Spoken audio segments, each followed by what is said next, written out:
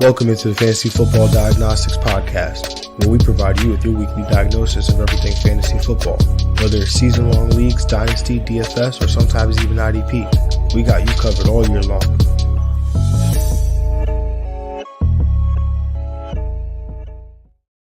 Let's do it. Let's get to it. Welcome into the Week 7 Fantasy Football Matchup Show. I'm your host, Jon Jeune, at the real Jon J _FF, and this is the Fantasy Football Diagnostics Podcast. Hope y'all are doing great out there on this wonderful Friday morning, 7 a.m. Eastern here on the East Coast.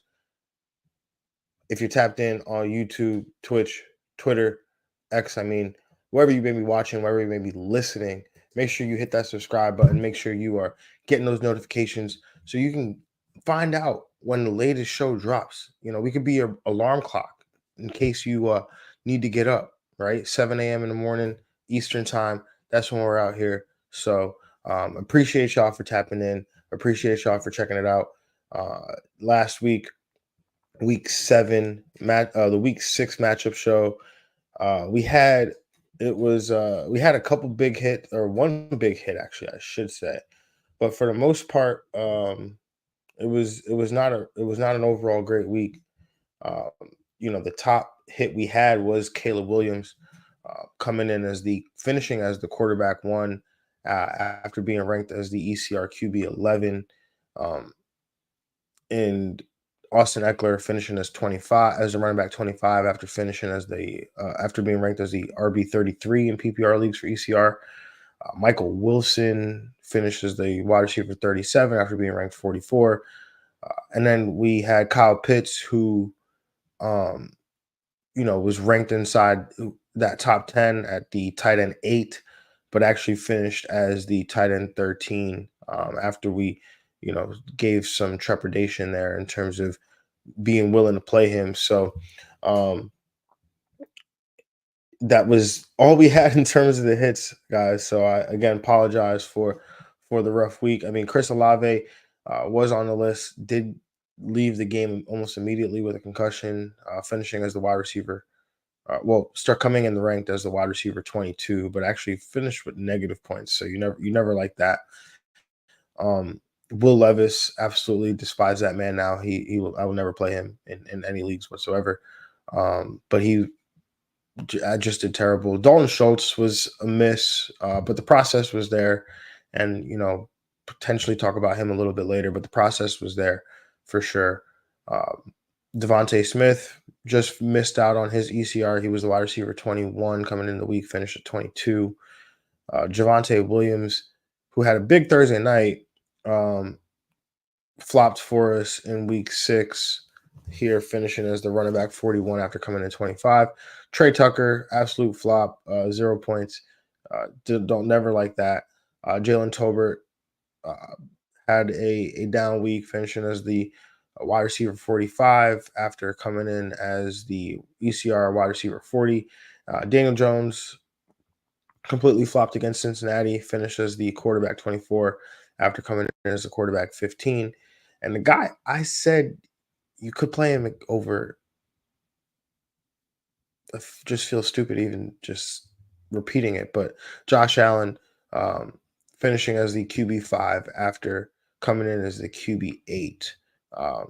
Now, granted, the Jets did hold back that Buffalo defense in the second half, as they only scored 3 points.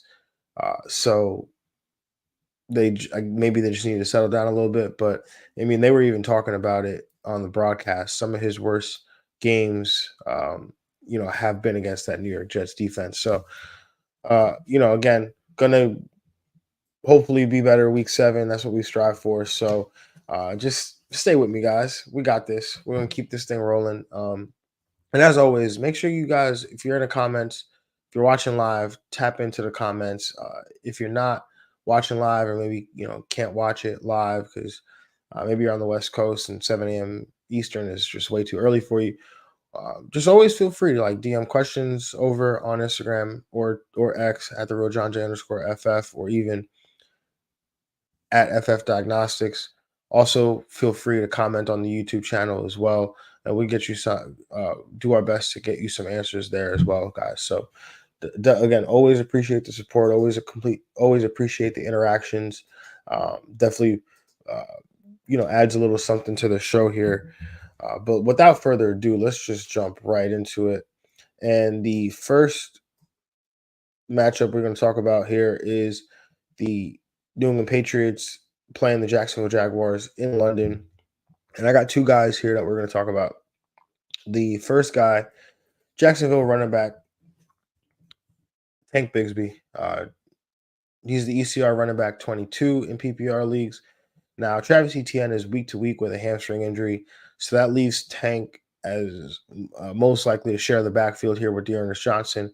Now, Johnson played more snaps in week 6 than Bigsby, but that's most likely game script dependent as the Jags trailed for most of that game, and Bigsby is not viewed by Jacksonville as the preferred pass catching option for the Jags. So, however, here in this situation, the Jags are favored by 5.5. And New England struggles against running backs. They struggle against the run, allowing opposing running backs, allowing the fourth most fantasy points, PPR points, that is, to opposing running backs over their last 3 games here. So I really do like Tank Bigsby in an increased role. He's been efficient on his touches here.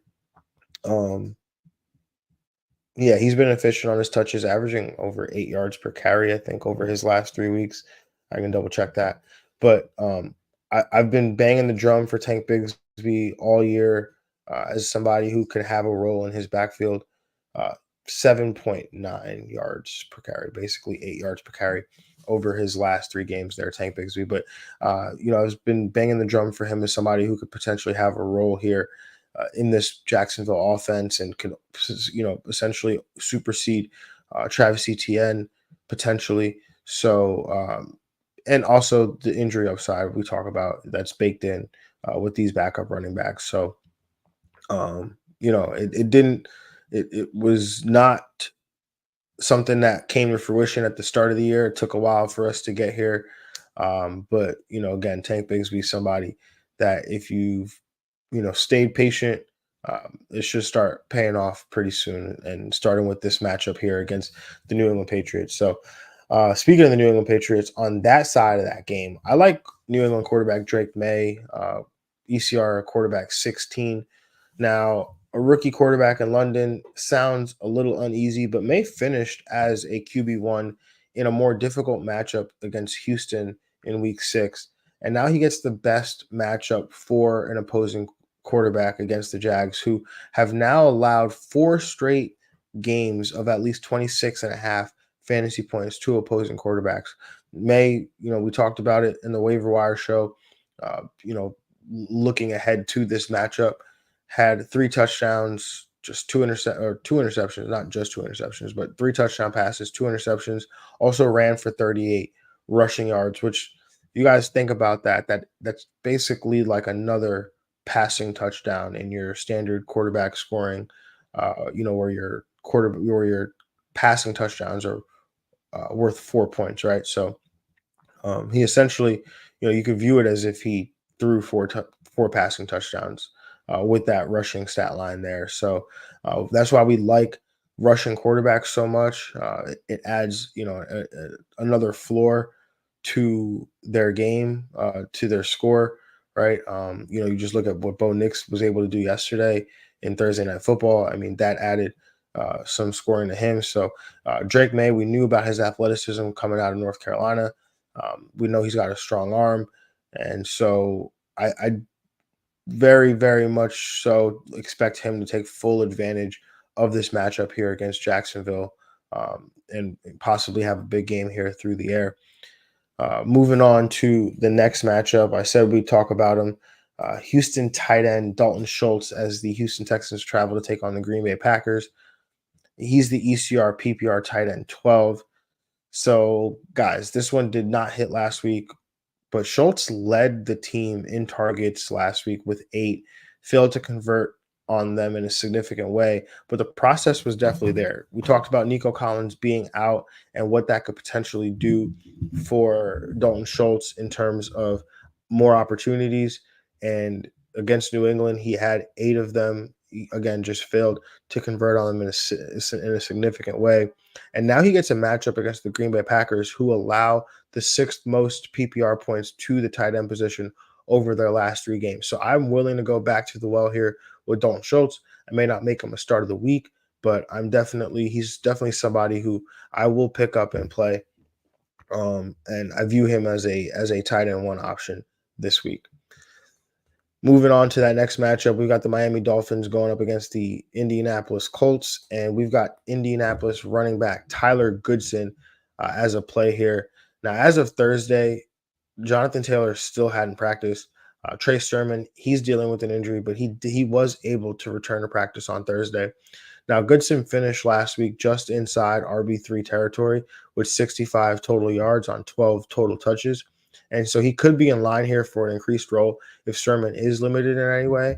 But also, just considering the fact that Sermon's been largely ineffective, um, averaging less than 3 yards per carry, while Tyler Goodson's averaging almost 6 yards per carry. Now, Trey Sermon's seen most of the touches with Jonathan Taylor out, but I feel like Tyler Goodson uh, could end up eating into some of this workload and providing some RB3 type production here for us against the Miami Dolphins, who um, you know, are not they've not been a great defense. They've not been good defensively. I mean, they haven't been obviously their offense has not been great either, but um, I think that's kind of overshadowed how bad their defense has been. We've kind of been able to attack them in multiple ways, but the Miami Dolphins allow the seventh most PPR points to opposing running backs over their last three games here. So, yeah, I definitely feel comfortable putting a guy like Goodson in there if I'm desperate at the running back position. Now, moving on to the next game, we've got the Tennessee Titans traveling to take on the Buffalo Bills.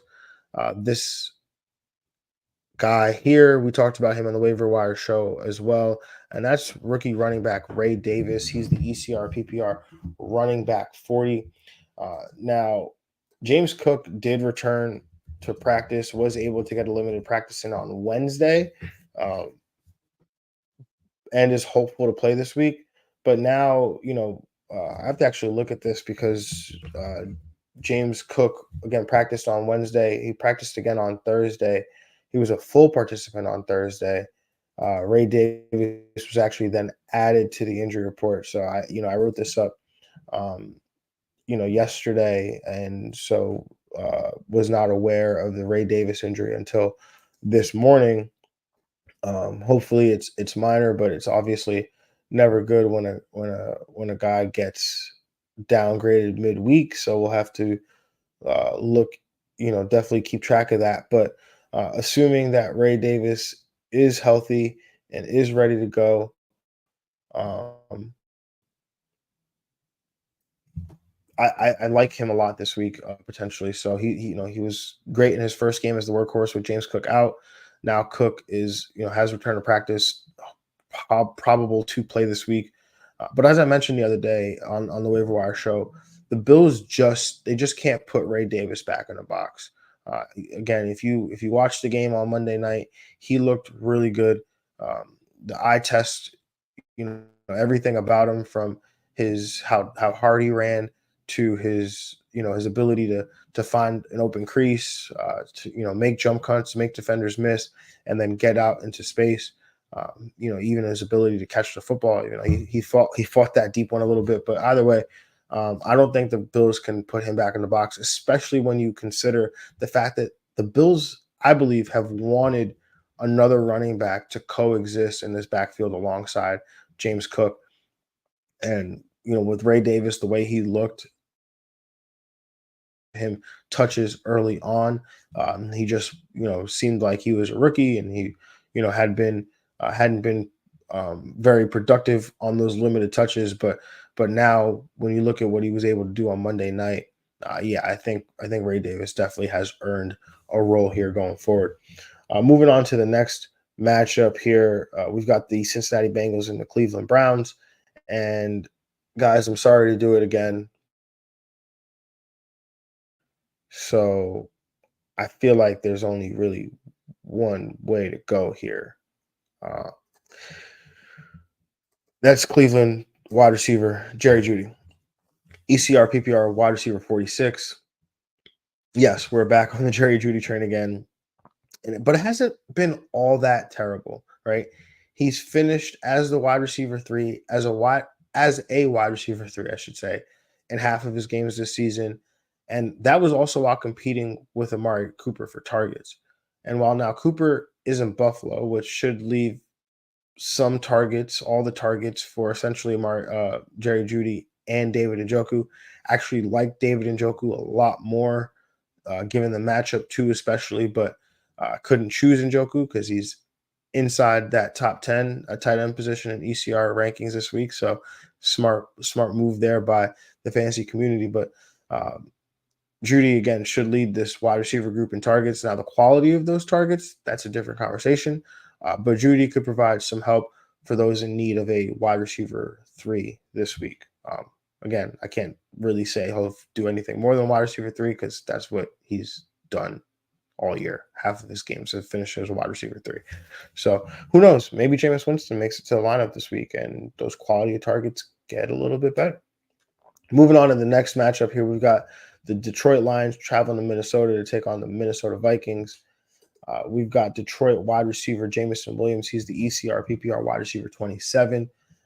Jameson has scored at least 14 PPR points in all but one game this season. I can't imagine not having him in my lineup as a wide receiver 2 or better, and especially not this week as he gets to face off against the Minnesota Vikings, who allow the most PPR points to the position over their last 3 games. We talked about this with the Garrett Wilson start of the week a couple weeks ago. Maybe not on. I didn't talk about it on the podcast, but it was in my reel that I ended up posting to Instagram. But the Vikings have been on a run here of allowing 90 plus receiving yards to opposing wide receivers. I think they've done that going into week 5. They had done that 3 straight games, allowing at least 90 plus receiving yards. And then they allowed 100 plus receiving yards to an opposing wide receiver in their previous 2 games prior to week 5. And then in week 5, they allowed Garrett Wilson to go over 100 yards for the first time all year. So again, to Jameson Williams, he doesn't need many receptions to get to that 100 receiving yards. With the way the Vikings have been playing on defense, I mean, granted, their defense has been really good, but in regards to playing against opposing wide receivers, yeah, it's been definitely something that we've been wanting to target here with our wide receivers. So in a game played indoors, 49.5-point total, I think Williams is a wide receiver 2 with some wide receiver 1 upside this week. Moving on to the next matchup, we've got the Philadelphia Eagles against the New York Giants, and I'm going with New York Giants running back Tyrone Tracy. He is the ECR PPR running back 27. Now, Devin Singletary was able to return to a limited practice this week and has a chance to play against Philadelphia. Tracy's been doing great in his absence, and like I've said before, continue to say it, I don't think they could put Tracy back in the box. So regardless of the situation with Singletary, I think Tracy's has at least RB3 potential with upside for more here, especially if Singletary can't go or is limited in any way. Moving on to the next matchup here, we've got the Seattle Seahawks traveling to Atlanta to take on the Atlanta Falcons, and I'm going with Seattle quarterback Geno Smith. He is the ECR quarterback 11. Now, Geno Smith has finished as a top 9 quarterback in 4 of his 6 games this season. Atlanta has allowed at least 16.9 fantasy points to opposing quarterbacks in their last 5 games, including 3 games of at least 23 points. They are a top 10 matchup for opposing quarterbacks. Atlanta is over the last 3 games. So I have a hard time seeing Geno Smith finishing outside the top 10 this week. So I will not have him ranked outside my top 10. I'll have him ranked much higher than that. The community sees it that way. So, and I'm glad they do in terms of what I'm about to say next. But Patrick Mahomes, he should not be a top 12 quarterback this week. They play San Francisco. The matchup is terrible. Patrick Mahomes is actually the ECR quarterback 14. I was really happy to see that because I didn't want to have to put Patrick Mahomes on this list later as we get to the Niners and Chiefs game. But I would wholeheartedly play Geno Smith ahead of Patrick Mahomes. So we can't get stuck on names. We got to look at what's actually happening, the situations, the matchups, all things got to be thought about when we're making these decisions. And so Geno Smith here definitely needs to be considered as a high-end QB1 because that's how I see him this week. Moving on to the next game, we've got the Carolina Panthers going up against the Washington Commanders. And guy we talked about on the waiver show, Carolina tight end Jatavian Sanders. He's the ECR PPR tight end 28. Now, again, if you're hurting at tight end this week or you play in deep leagues, I think you can go to Sanders this week. His usage just ticked up the last 2 weeks, and the matchup is okay as Washington is 13th in terms of fantasy points allowed to the tight end position over their last 3 games. I think he has tight end 1 upside this week. Again, when I say tight end 1 upside, that means finishing inside that top 12 of tight ends, which honestly, as we've seen in the past, all you got to do really is catch a touchdown and you'll finish as a tight end 1. So, Sanders here, he's, again, been more involved. I don't think, he'll be more than a guy that just catches a touchdown, but he has, last week was the second leading receiver behind Deontay Johnson for the Carolina Panthers. So Sanders, again, getting more opportunities here, a talented 4th-round pick out of Texas. So I like Sanders' prospects this week, especially if you've been looking for a tight end to essentially pick up and play. Moving on to the next game here, we've got the Las Vegas Raiders traveling to take on the LA Rams. And I've got Las Vegas running back Alexander Mattison going up against the LA Rams. He's the ECR PPR running back 28. Madison has been operating as a lead back now in Vegas, with Zamir White dealing with the groin injury. And typically I don't like playing running backs on bad teams, but we do like volume. And Madison is seeing that with 18 and 19 opportunities over the last 2 weeks. He also has 50% and 57% of the team's carries this season inside the 10 and 5-yard lines, respectively, and a matchup against the LA Rams, who allow the 11th most PPR points to opposing running backs over their last 3 games here. So Alexander Mattison has not been overly efficient at all with his opportunities, but with that goal line role that he has, along with the volume that he's been seeing with Zamir White out, I think that he's a shoe-in to definitely finish as an RB3, but potentially provide you some RB2 value here. Moving on to the next matchup, the Kansas City Chiefs against the San Francisco 49ers, Super Bowl rematch. Going with Kansas City wide receiver Juju Smith-Schuster. He's the ECR PPR wide receiver 30. In his last game in week 5, Juju saw 23.5% of the team targets, which were second only to Travis Kelce. He seemed to be playing the Rashee Rice role, which gobbles up middle of the field targets. Now, as I mentioned in the waiver show after that game, he was wide open in a lot of those opportunities, which led to a bunch of yards after the catch. But the usage is still valuable in PPR leagues. Again, being attached to Patrick Mahomes, being attached to Andy Reid, seeing those middle of the field targets, which are have a high success rate. I'm not excited to go out and play Juju Smith-Schuster every week, but if you're going to give me this role here, and it's going to cost almost nothing to acquire, then yeah, I'm going to pick him up and play him for sure. Moving on to the next matchup here, we've got the New York Jets traveling to Pittsburgh to take on Russell Wilson and the Pittsburgh Steelers. So give me, it's crazy, right? Because I really wish that I could pick no one from this game, but that's not the rules that I decided on when I started this at the beginning of the year. So I have to pick somebody. And since there's only 2 players here ranked inside the thresholds that we chose, I didn't really feel comfortable between, picking Breece Hall or Garrett Wilson. picking against them this week. So I had to find someone. So give me Pittsburgh tight end Pat Freiermuth, the ECR PPR tight end 16.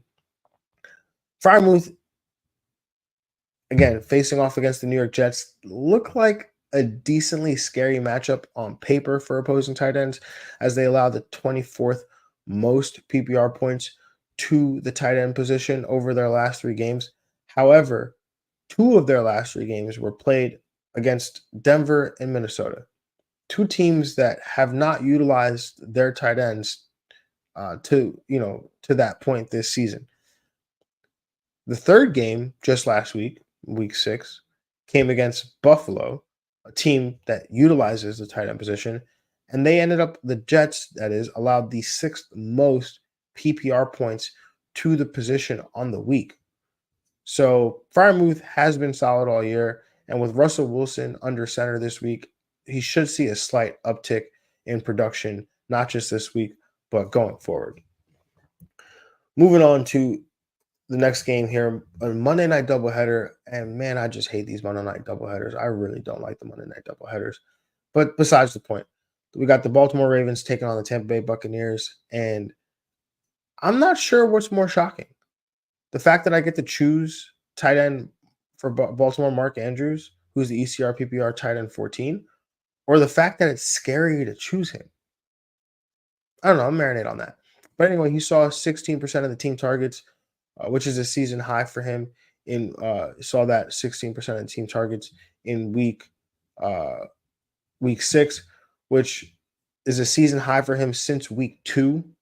His usage still isn't great, as he played just over 50% of the snaps, which was still second at the tight end position to Isaiah Likely. But he has his best game of the season, which also saw him receive his first end zone target of the season, which he did catch for a touchdown. And now he gets matched up against a Tampa Bay defense that allows the 3rd most PPR points to the tight end position over the last 3 games. So, calling our shot here, maybe this is the return of Mark Andrews. He's talented, has upside. Again, would love to see that playing time go up more, but at tight end, it's really tough, right? So this is where Mark Andrews is right now, in essentially like streaming consideration. What are people doing? If people dropped Mark Andrews, like what are people doing with Mark Andrews? I need to go check this out, because most of my leagues he's just sitting on people's benches, but my leagues are not like every league. He's still rostered 89% of Yahoo leagues. So shout out to the 11% of you that finally cut bait. Because he, hasn't been doing. I know I said at the beginning of the year, don't drop him, don't drop him. But after back-to-back zeros, I think it was time to cut bait. But I had a 9.5 against Cincinnati, 15.6 PPR points against Washington, and now has this matchup coming up against Tampa Bay. So I think he's basically streaming consideration. You could stream him off your bench if you like, but I wouldn't be necessarily tied to him in any other way. But yeah, I play him this week for sure. Moving on to the next matchup here, we got the LA Chargers going up against the Arizona Cardinals, and give me Ladd McConkey, the ECR PPR wide receiver 28. McConkey is averaging over his last 3 games 27.8% target share. Crazy, right? Because you wouldn't know it. I didn't know it. I was shocked to see this stat.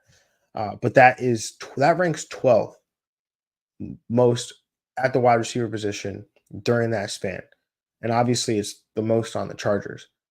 So the targets haven't led to many fruitful fantasy finishes for McConkey, as his best finish was in week 4 as the PPR wide receiver 18. But this week he gets to face off against an Arizona Cardinals defense that allows the 6th most PPR points to opposing wide receivers over their last 3 games. We talked about Justin Herbert potentially being an option on the waiver show earlier this week, and now McConkey, in a good matchup here, should be able to come through for us. with that high target share at almost 28% there. So definitely like McConkey to get it done for us this week. Curious to see what how he's rostered across leagues, because he's a guy that I was trying to, buy low on. Yeah, rostered 59% of Yahoo leagues. Why is he questionable? Popped up on the injury report for what? Limited with a hip on Thursday. Okay, so just be mindful of that. Yeah, so again, be mindful of that. But I do like McConkey going into this week. Now, something that's not new to this show in general, but it's new to the show this year. Starts the week, right? If you guys are day ones, have been listening to the show since inception, we've always done starts of the weeks.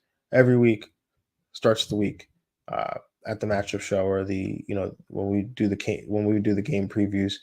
And I took it out because we were focusing on just the matchups and just the um, looking at these guys that are inside that top 20 or top 10 at those onesie positions, or outside, I should say, of the top 20 and the top 10 of the onesie positions, and just trying to focus on, one or two guys that you could play, instead of just going through every single game, telling you who to play, who not to play, things like that. Just trying to focus on one or two to three guys even that you could just focus on playing, right? Because you don't need me to tell you to to play.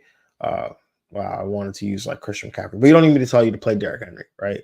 You need me to tell you, should I play Mark Andrews? So that's kind of what the focus was shifted on. uh so starts of the week got pulled out, and what I was doing at the start of the year was just putting them out as a reel, right? Getting the starts of the week out that way. However, I feel like you guys who are here listening to the podcast, watching the podcast, y'all deserve the starts of the week more than anybody. So that's why I decided to bring it back. Because again, you guys deserve it because y'all are listening and watching. So definitely, if you want the greater context for these starts of the week, you can go back and obviously get them, watch the reels, and you'll see, there'll be a little bit more detail and context around these starts of the week. But just getting, finding out who they are, you guys 100% deserve that. So yeah, sorry I've been depriving you guys of that for 6 weeks or for 5 weeks, because I did give it to you guys last week, and last week was a good week. Last week was the best week actually that I feel like we had.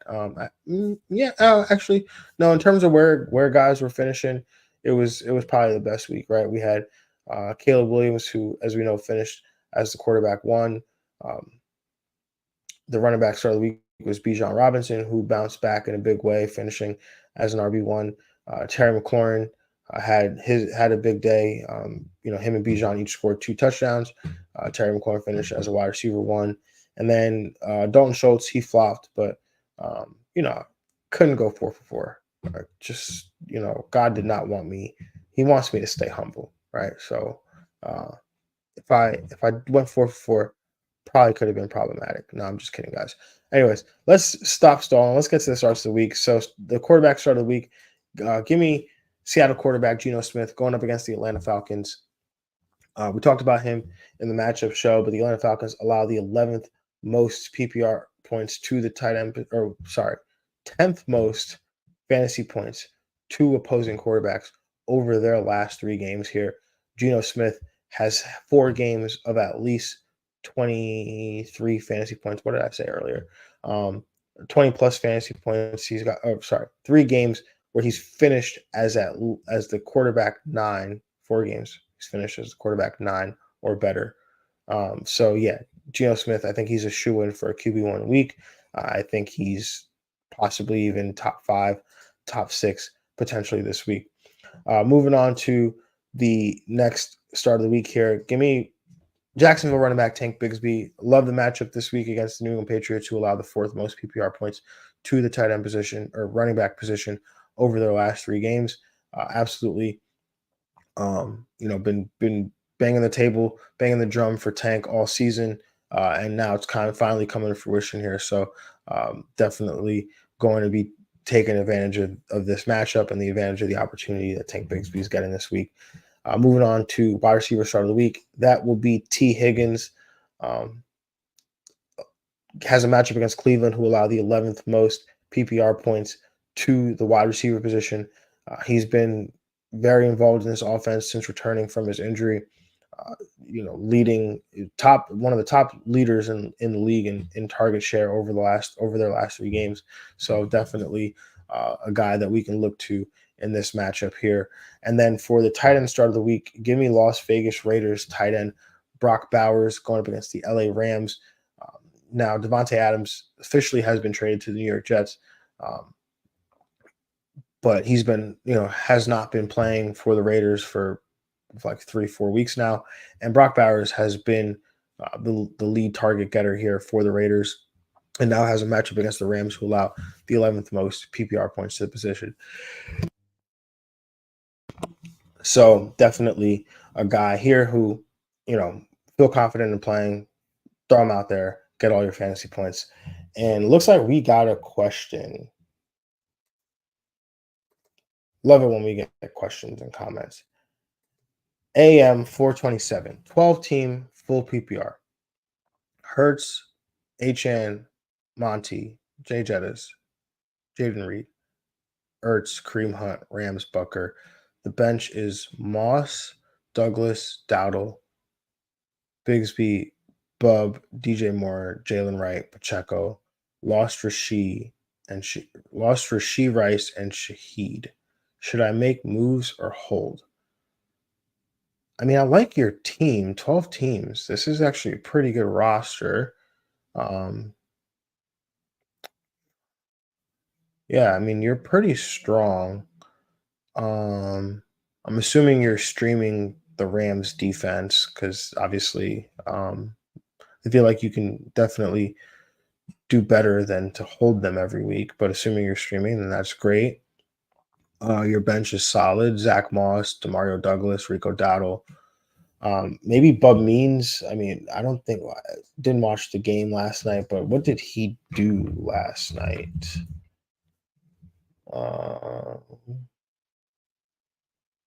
Trying to find out what he did last night.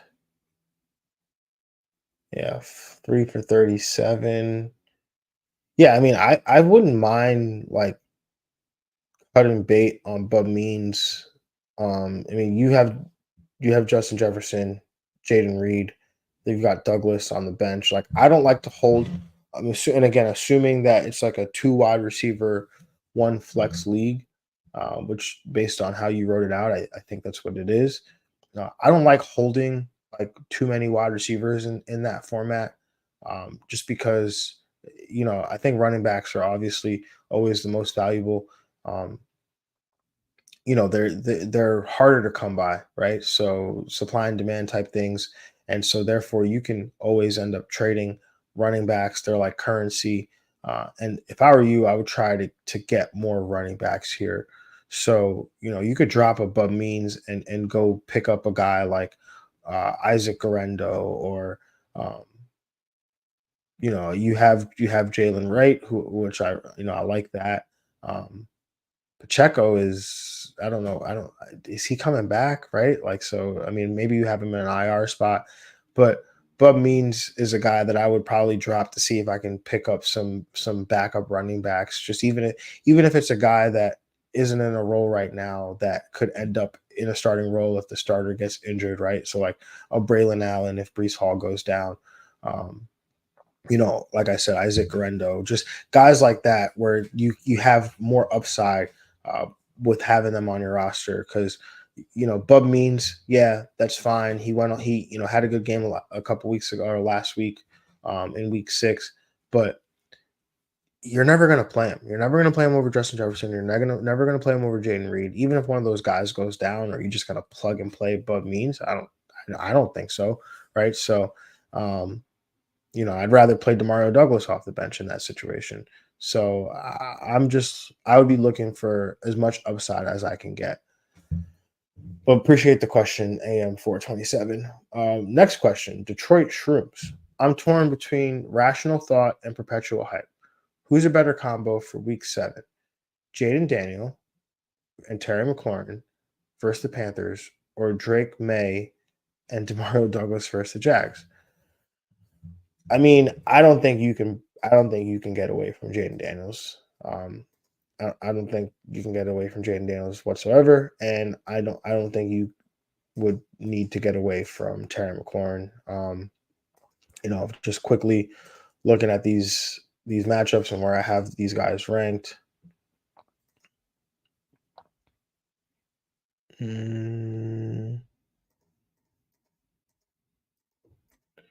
Yeah, Jaden Daniels is my quarterback 2, rightfully so, I believe, and then Drake May, quarterback 10 this week.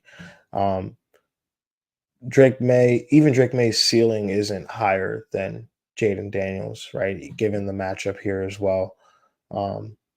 And I don't think you can afford to, like, I'd feel terrible playing Drake May over Jaden Daniels, and then Jaden Daniels obviously has a big game, and I'm sitting there looking at that on my bench and like looking at Drake May, and if Drake May were to flop, like, I think you would feel like you deserve that in that situation.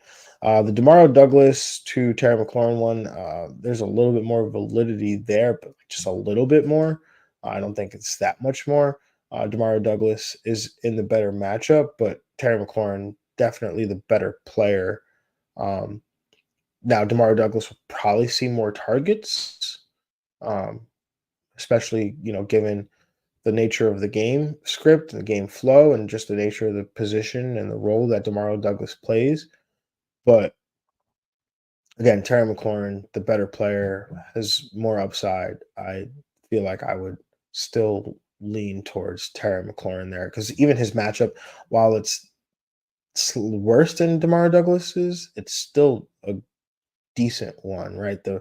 The Carolina Panthers allow the 13th most PPR points to the position over their last 3 games. So if I would find a way to potentially get Demario Douglas into the lineup, Demario Douglas is my wide receiver 27 in PPR leagues this week. So yeah, I mean, if you're playing in a 3 wide receiver league, or you've got injuries or bye weeks, maybe there's a way to find a way to get him in the lineup. Or maybe if the opposing team is playing like Tank Bigsby and you feel like you are not favored going into that matchup, you want to find a way to get some leverage, then yeah, maybe I would find a way to get Demario Douglas in the lineup, but I don't overthink it. I think you stick with the combo of Jaden Daniels and Terry McLaurin here. Shout out to Detroit Shrooms for that question there. Guys, definitely appreciate y'all. That is all we have for the Week 7 matchup show. Again, make sure you are tapped in to the Instagram and the X at @TheRealJonJ_FF and at FF Diagnostics. Love and appreciate every single one of y'all who tap in here with us every Saturday, every Tuesday and Friday morning. And yeah, we'll talk to you guys on Tuesday for the waiver show. Have a good one. Peace.